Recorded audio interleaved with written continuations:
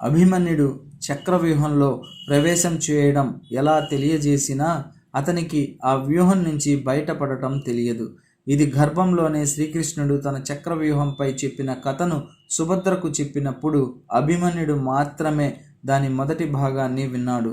శ్రీకృష్ణుడు ఇంకా వివరించకముందే సుభద్ర నిద్రలోకి వెళ్ళిపోయింది. దాంతో అభిమన్యుడు పూర్తి విద్యారహితమయ్యాడు.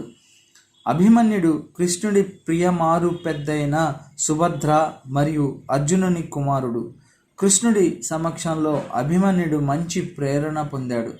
కృష్ణుడు మాత్రమే కాదు, అతని ఇతర గురువులు కూడా అభిమన్యుడిని గొప్ప యోధునిగా తీర్చిదిద్దారు. ఇతనికి తండ్రి అర్జునుతో పాటు శివుడి, ద్రోణాచార్యుల శిక్షణ కూడా లభించింది. అభిమన్యుడు తన జీవితానికి సంబంధించిన కొన్ని విషయాలను ముందుగా తెలుసుకున్నాడు.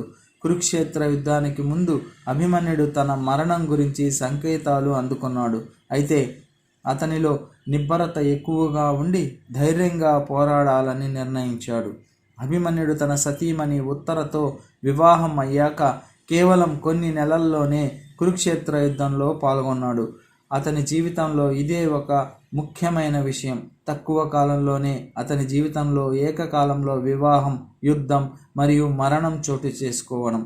చక్రవ్యూహం లోపల ఉన్న అనేక మంది ప్రతికూల శక్తులను ఎదురుగా అభిమన్యుడు ఒంటరిగా పోరాడాడు.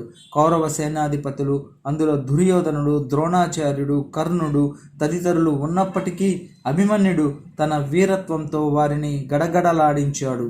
అతనికి తోడుగా పాండవులు లేకపోయినా అతని ధైర్యం మిగిలిన యోధులను ప్రభావితం చేసింది. అభిమన్యుడి మరణానికి ప్రధాన కారణం కర్ణుడి పాత్ర. కర్ణుడు చక్రవ్యూహం లోపల అభిమన్యుడిని పట్టించడానికి ప్రయత్నించాడు.